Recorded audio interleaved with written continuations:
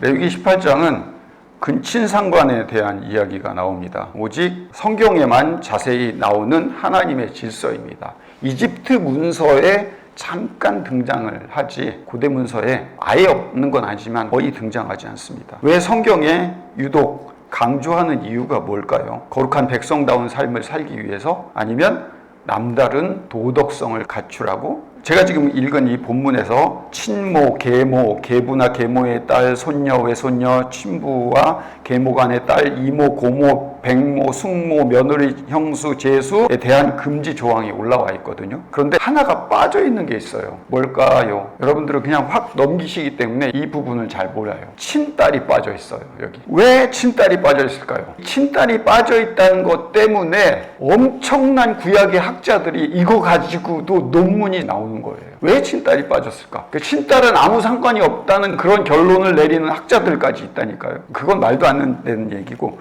왜 빠졌는지 오늘 제가 여러분들에게 설명을 해드리려고 합니다. 위에 제시된 모든 당사자들은 책임자와 주인, 권력자가 따로 있어요. 보세요. 내 어머니의 하체는 곧 내 아버지의 하체니라. 그는 내 어머니인즉 너는 그의 하체를 범하지 말라 하면서 항상 그 대상자, 범하지 말라는 대상자의 주인을 얘기해요. 뭐라 해놓고 이는 내 아버지 하체니라. 내 자매 곧 딸이나 어머니의 딸이나 집에 출생한 말로나고 그렇게 하지 말라. 이는 그것에 대한 주인의 하체이기 때문에 그렇다. 그거예요. 신모와 계모의 주인과 책임자와 권력자는 누구예요? 아버지. 손녀와 외손녀의 책임자는 누구예요? 아들. 고모의 책임자는 누구예요? 고모부. 이모는 이모부. 백모는 백수. 백모는 백부. 숙모는 숙부.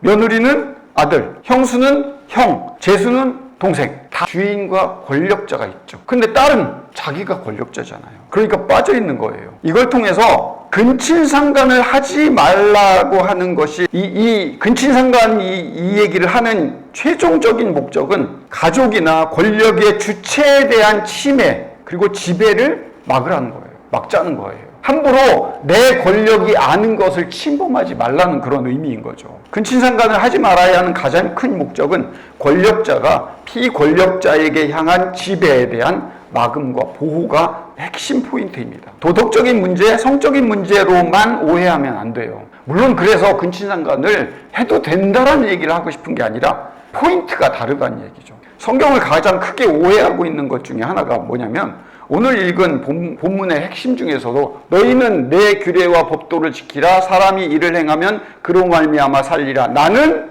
여호와니라. 여기에 핵심이 있어요. 성경책은 누구의 책이에요? 내 책이 아니라 하나님 책이죠. 근친상간을 하는 너희들이 도덕적으로 이러이러한 삶을 살아내라라고 하는 내가 주인공이 아니라 하나님이 주인공이라고요. 이 법을 만든 근본적인 하나님의 목적과 이유가 뭔지 아느냐를 이해하고 알아들어야 된다는 이야기죠. 기독교 이야기의 핵심이 자신이라고 생각하고 자신의 행복, 위로, 번영이라고 생각했기 때문입니다. 상황이 기대와 다른 방향으로 진행되면 우리는 무엇이 잘못된 것인지 의아해야 합니다. 하나님이 어떻게 이런 일을 내게 허락하실 수 있지? 고난을 당하면 그런 생각이 들잖아요. 하나님을 내 마음 가운데 모셨으니 자신이 그분의 관심을 오롯이 받게 되고 만사가 수월해질 거라고 생각했는데 일이 다르게 풀리면 우리는 깜짝 놀라게 됩니다. 왜요? 내가 주인공이라고 생각하기 때문이에요. 우리가 기독교 이야기의 중심이라고 생각하면 이런 일이 벌어집니다. CCC에서 잘 쓰는 표현이 있죠. 하나님은 당신의 인생을 향한 놀라운 계획을 갖고 계십니다. 젊었을 때 엄청나게 많이 들은 이야기예요. 여러 면에서 유용하지만 이 대목에 오해의 소지가 많이 있습니다. 이 말에 순서가 잘못되어 있어요. 기독교의 핵심은 당신의 인생을 향한 하나님의 계획이 아닙니다. 하나님의 계획에 쓰임받는 당신의 인생입니다. 명심하세요. 당신이 목적이 아니라 하나님이 목적이고 중심이에요. 근친상간 이야기의 중심이 우리가 그래서 근친상간을 안 해서 도덕적으로, 윤리적으로 혹은 하나님 앞에 거룩한 존재가 되어져서 하나님 앞에 좋은 존재로 살아내라는 이야기, 도덕책에 있는 이야기잖아요. 그게 아니고 하나님이 어떤 분이신가? 모든 것이 하나님의 소유라는 이야기예요. 근친상간하지 말고 하나님의 백성답게 살아내라는 말보다 큰 게 있다고요. 하나님이 왜 근친상간을 싫어하는지 하나님이 어떤 분이신지를 알아라 라는 말이 더 크다는 이야기죠. 우리의 힘과 권력의 주체가 하나님이고 하나님이 우리는 소유물인 거예요. 그래서 그거하고 같은 연계로 고난은 우리를 고치려는 하나님의 계획이신 거예요. 하나님이 중심인 거라고요. 우리는 꼭 지가 잘못한 것 가지고 전부 하나님 책임 돌리잖아요. 또한 그 근친상간과 같은 하나님을 알지 못하는 잘못된 일을 저지르면 우리만의 잘못으로 끝나는 것이 아니라 우리가 살고 있는 땅에 대한 저주로 이어집니다. 책임이 주어진 존재로 살아내야 한다는 거예요. 인간에게 가장 중요한 복이 뭐죠? 땅이에요. 땅은 권력입니다. 인간의 지배 역사 전체가 땅 따먹기라고 해도 과언이 아니에요. 그런데 하나님은 우리에게 땅을 정복하라고 다스리라고 말씀을 하십니다. 근데 인간은 하나님의 명령을 오해합니다. 하나님은 땅을 만드시고 땅을 다스리도록 인간에게 권리와 책임을 함께 주시는데, 다만 하나님의 방법으로 그렇게 다스리도록 요구를 하시는데 인간은 하나님의 방법이 아닌 자신들의 방법을 사용합니다. 그 자신들의 방법이 어떤 방법이죠? 힘으로 땅을 빼앗는 땅 따먹기를 하죠. 힘이 센 자가 땅을 많이 가지고 권력이 많은 자가 힘이 없는 것을 빼앗는 구조로 세상은 만들어졌다고요. 하나님은 그런 인간들에게 하나님의 방법을 선물을 하십니다. 예수 그리스도라는 은혜의 방법을 선물하셔서 힘과 권력으로 세상을 지배하지 않고 사랑으로 세상을 지배하는 방법을 우리에게 가르쳐 주십니다. 하나님도 마찬가지입니다. 하나님은 힘이 가장 큰 분이시지만 힘을 사용하지 않으시기로 결정하십니다. 그리고 그 힘이 아닌 사랑으로 우리를 다스리시기로 결정하십니다. 이 원리를 우리에게도 요청하십니다. 대화의 기술에 대한 강의가 요즘 넘쳐나더라고요. 핵심은 그렇습니다. 문제와 자극이 나에게 주어집니다. 누군가 나에게 아픈 말을 했을 때, 내가 또 아픈 말을 들었을 때 사람마다 말의 그릇의 크기가 있답니다. 그래서 그릇이 작은 사람은 그 주어진 자극에 반응을 하기도 하고 대응을 하기도 한답니다. 누군가 나에게 자극을 준다고 그 자극에 퍼붓고 대갚아주는 것을 반응이라고 표현합니다. 동물들도 할 수 있는 행동입니다. 나에게 해코지했을 때, 나에게 시비를 붙었을 때 나도 그대로 따라서 해주는, 이게 반응입니다. 그렇지만 주변 상황이 불편할 때 대화의 주도권을 내가 가지고 있다면 반응이 아니라 결정을 해야 된다는 말입니다. 상대방이 나에게 어떤 자극적인 말을 했죠. 그건 제 입장에서는 공포로 받아들이죠. 공포는 반응이죠. 하지만 용기는 결정일 수 있습니다. 그 반응에 내가 그대로 상대하지 않고 다른 결정을 할 수 있는, 그래서 한번 돌려서 이야기한다든가 무시한다든가 다른 방법을 사용하는 것은 내가 주도권을 가진 상태에서 내가 결정을 하는 거예요. 준 대로 그대로 반응하는 건 동물들이 할 수 있는 건데, 나쁘게 들어온 것을 내가 반응하지 않고 내가 결정하는 것은 인간만이 할 수 있는 행동이라고 합니다. 하나님을 믿는다는 것은 원수를 사랑해야 하니 자극에 대해서 무조건 참아내야 된다, 그런 말을 하고 싶지 않습니다. 우리에게 주어지는 자극과 상황을 피하게 해달라고 기도하는 것이 우리가 바라는 수준의 전부입니다. 주어지는 자극을 우리는 바꿔낼 수 없어요. 그 상황을 어떻게 우리가 결정하는지는 순전히 우리의 몫입니다. 우리 그릇의 크기는 작게 태어났을 수도 있어요. 쉽게 상처받는 사람도 있고 작은 일에 스트레스를 받는 사람도 있고 웬만한 자극에 무덤덤한 사람도 있습니다. 그 그릇의 크기가 달라지죠. 하지만 그릇이 큰 사람이냐 작은 사람이냐는 중요하지 않습니다. 잘하고 있는지가 아니라 내 그릇이 점점 커지며 자라고 있는지, 아직 그 상태에 머물러 있는지가 문제라는 겁니다. 하나님의 자녀가 되었다는 것은 내가 그런 결정을 하는 겁니다. 힘을 사용하지 않고 힘이 아닌 다른 방법을 사용하기로 결정한 사람들입니다. 차 운전을 하면서 제 자신을 보니까 화가 난 상태가 하루 종일 차 운전을 하더라고요. 누군가 조금만 잘못해도 화가 나요. 나에게 직접 해코지를 안 해도 멀리서 누군가가 신호를 위반하거나 잘못을 하면 나한테까지 반응이 옵니다. 너 때문에 이 신호 흐름이 끊기고 늦어져서 내가 빨리 가지 못하는 거라고. 그래서 하루 종일 분노에 차 있더라고요. 운전이 끝나고 차에서 내릴 때 저를 제가 확인을 해보니까요, 항상 이를 꽉 깨물고 있는 나를 발견하고 있더라고요. 내가 참 좁은 사람이라는 것을 매일 깨닫습니다.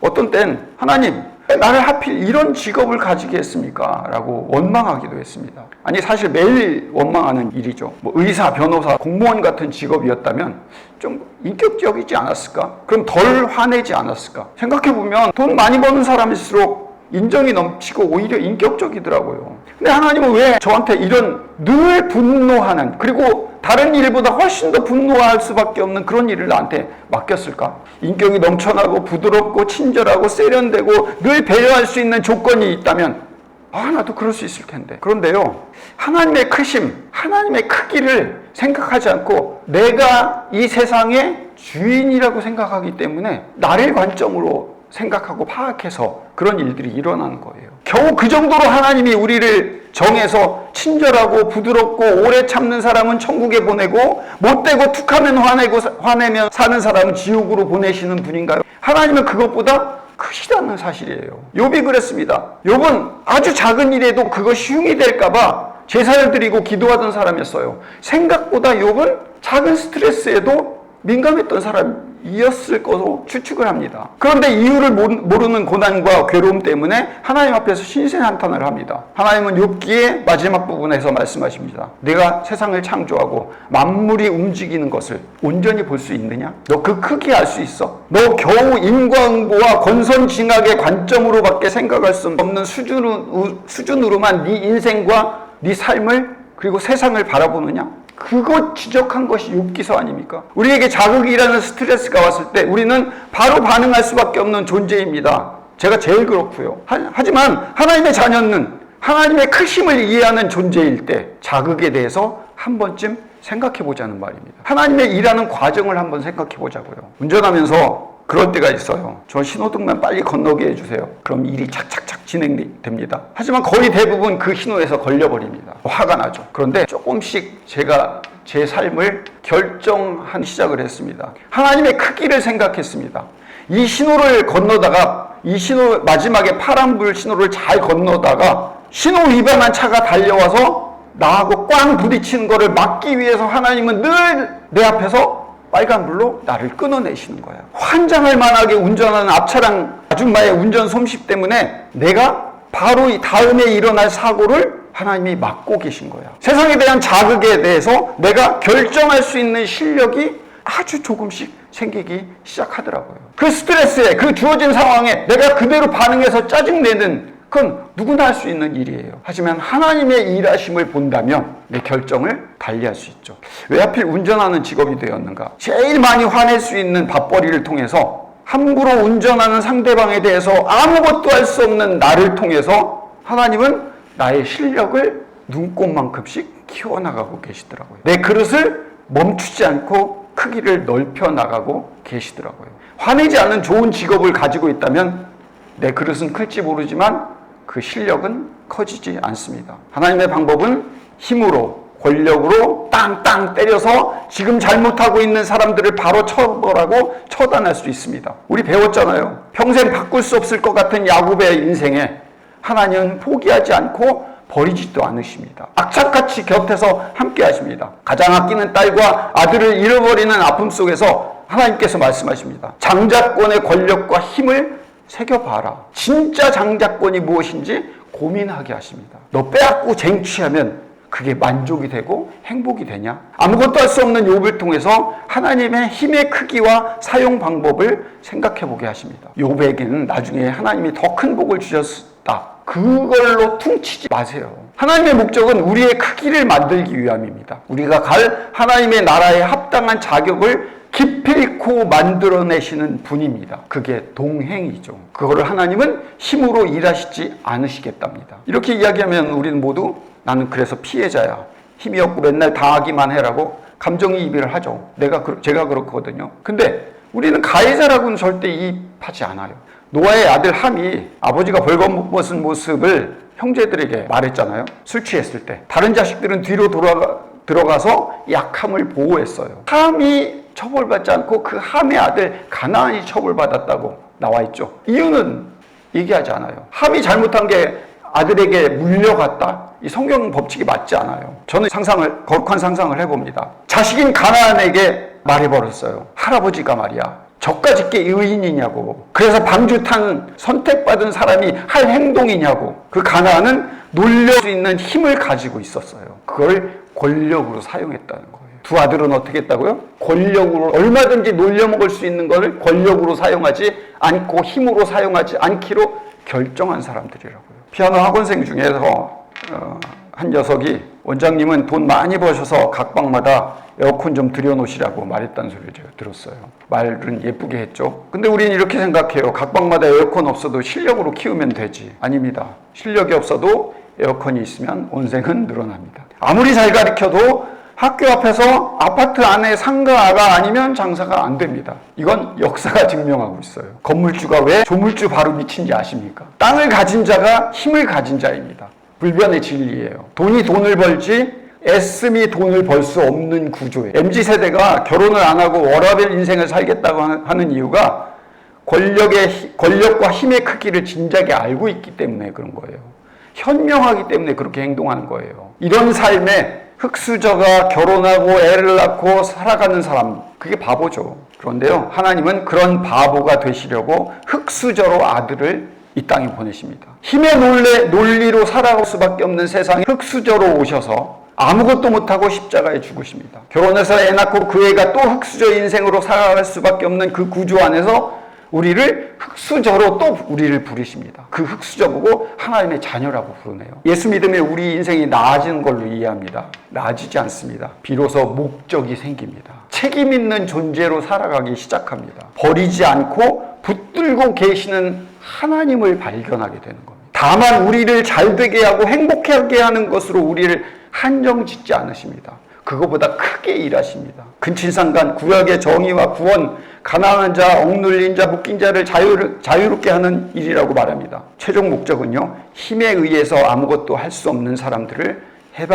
해방하겠다는 것이 성경이 쓰여진 이야기이고 하나님의 목적입니다. 우리를 하나님의 크기로 만드시는 일하심을 내가 하겠다. 야곱처럼 어떤 인생도 내가 너를 붙들고 끌어내어 큰 크기의 자리로 내가 만들어내겠다. 그게 나다를 보여주는 것이 성경입니다. 우리를 하나님의 크기로 만드시는 일하심입니다. 고민하고 생각하고 좌절하고 밤을 새서 이를 악물게 하고 분노하고 절망 가운데 있게 하는 그 안에 우리를 결정하게 합니다. 자극에 반응하는 동물이 아니라 자극에 용기를 내어 결정하는 사람으로 우리를 키워가십니다. 그래서 우리를 훌륭하게 하십니다. 훌륭함이란 게 뭔지 아세요? 훌륭함이란 살아내서 후회하세요. 잘못해서 억울하세요. 책임 때문에 손해보세요. 그리고 완벽하려고 애쓰지 마세요. 이게 훌륭함입니다. 기도하겠습니다. 거룩하고 사랑이 많으신 아버지 하나님, 우리 인생이 주인이 우리라고 착각하고 살았기 때문에 모든 고난과 모든 상황과 모든 자극이 왜 하필 나에게 이렇게 반응합니다. 인생의 주인, 우리의 주인은 하나님이십니다. 그 하나님이 우리를 훌륭하고 크게 만들기 위해서 사용하시는 하나님의 계획이고 하나님의 수단입니다. 하나님은 우리를 결정하게 하시어 반응하게 하는 것이 아니라 용기 있게 결정하게 하시어 책임자로 힘과 권력의 권력자가 아닌 사랑으로 권력을 만들어내어 책임 있게 지배하고 다스릴 수 있는 땅을 정복하는 자로 만들어 가시기를 하나님은 원하십니다. 그런 자리에 있게 주님 인도하여 주시옵소서. 몇 번에 걸쳐서 동행 이야기를 마무리합니다. 하나님의 동행은 우리에게 훌륭함으로 요청하십니다. 살아내서 후회하고 잘못해서 억울하고 책임 때문에 손해보고 그리고 완벽하려고 애쓰지 말라고 우리에게 권고하시고 다독이시며 요청하십니다.